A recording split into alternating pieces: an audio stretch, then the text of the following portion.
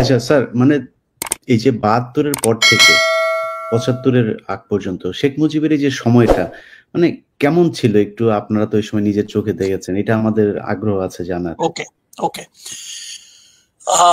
শেখ মুজিব যখন বাংলাদেশে আসে 10ই জানুয়ারি 1972, তুমি তখন নিজেই, তোমার জন্ম হয় নাই, যোগী কাহিনী টাহিনী শুনে থাকো, ছবি টবি দেখে থাকো। The reception he received in Dhaka airport এবং পরে সরওয়ার্দী উদ্যানে লোকজনের ভালোবাসা যেরকম পেয়েছে, দুনিয়ার কোন নেতা এরকম পেয়েছে বলে আমার মনে নাই। কারণ এটা সত্য যে 71-এর আগে মুজিবের অবদান ছিল বিভিন্ন, এটা অস্বীকার করা যায় না, বহু অবদান ছিল, লোকজনকে জাগ্রত করা, পাকিস্তানের এগেনস্টে করা। কিন্তু দুঃখজনক ভাবে যেই মুজিব সারা জীবন যুদ্ধ করেছে, সংগ্রাম করেছে মানুষের মানে গণতন্ত্রের জন্য, মানুষের অধিকারের জন্য, হিউম্যান রাইটস এর জন্য, আর তিনি ক্ষমতায় বসে কিছুদের মধ্যে এগুলো সব পাল্টে গেলে বনে গেলেন বিরাট একজন স্বৈরাচার, অত্যাচারী স্বৈরাচার। এটা আশ্চর্যের ব্যাপার। তো মুজিবের 71-এর আগের মুজিব একরকম, 71-এর পরের মুজিব একরকম। ইভেন 71ও মুজিবের যে মানে কার্যকলাপ সন্দেহ ছিল। মানে 7ই মার্চের ভাষণ, লোকে বলে বিরাট ভাষণ, অবশ্য আমার কাছে এটা কনফিউজিং। একদিকে উনি 4টা দাবি দাওয়া দেন মানে সামরিক বাহিনীর কাছে, অন্যদিকে বলেন এবারে সংগ্রাম, স্বাধীনতা সংগ্রাম, মুক্তির সংগ্রাম, হেন তেন। এবং আওয়ামী লীগের লোকেরা মনে করে সেটাই হলো স্বাধীনতার ডাক। মুজিব কোনোদিন স্বাধীনতার ডাক দেখে নাই, সে দেয় নাই, এবং সে মানে বাংলাদেশের স্বাধীনতা উনি চান নাই। উনি চাইতেছিলেন পাকিস্তান একত্রে থাকুক এবং পাকিস্তানের প্রধানমন্ত্রী তা হবে।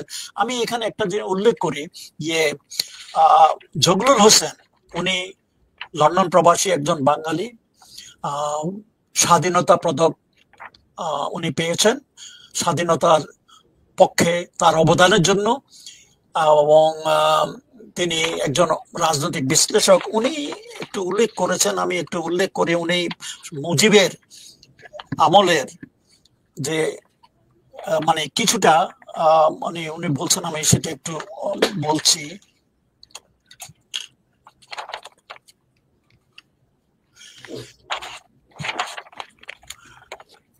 মুজিবের পক্ষে দীর্ঘকাল আওয়ামী ভারতীয় প্রচারণা ও 15 বছর ধরে বাংলাদেশ তার মূর্তি,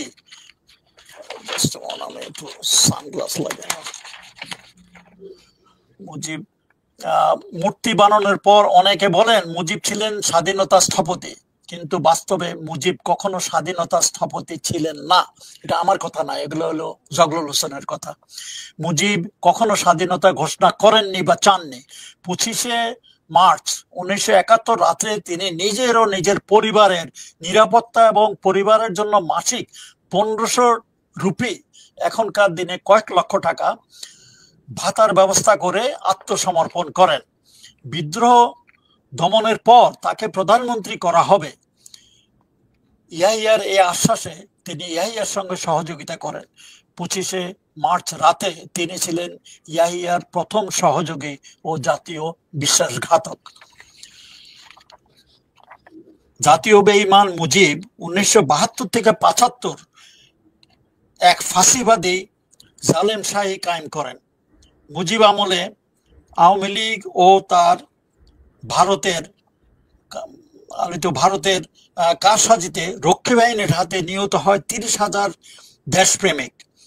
দেশে চলে বর্বরতা, হত্যা, গুম, নিপীড়ন। আমার এই